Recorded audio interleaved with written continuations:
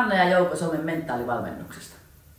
Mä oon Jouko Mikkola, työnohjaaja, työvalmentaja, mentaalivalmentaja ja toiminut yrittäjänä 30 vuotta. Mulla on aika pitkä kokemus ihmisten valmentamisesta.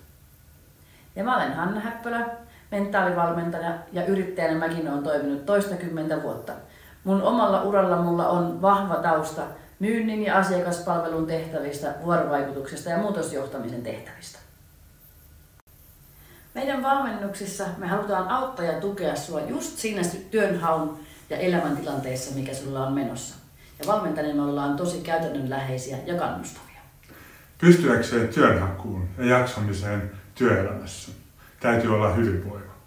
Meillä on aika hyvin työkaluja siihen, jotta sä olisit paras itsesi siellä työelämässä. Hyvinvoinnin coachi on valmennus, jossa me pyritään auttamaan ja tukemaan sua siinä, että sun jaksaminen ja elämänhallinta on siinä mallissa, että se tarjoaa sulle mahdollisuuden tasapainoiseen työelämään.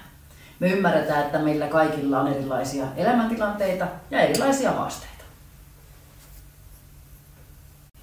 Valmennuksellisten keskustelujen avulla me tunnistetaan sun omat vahvuudet ja niillä sä tulet pärjäämään sun jokapäiväisessä elämässä.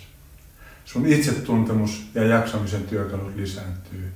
Näin se elämä kulkee mallilla. Me toivotaan, että me nähdään sut meidän valmennuksissa, jotka toteutetaan joko lähi- tai etävalmennuksessa ihan niin kuin sulle parhaiten sopii. Mä uskon, että näistä valmennuksista on todella hyötyä sulle. Joten Nähdään valmennuksissa.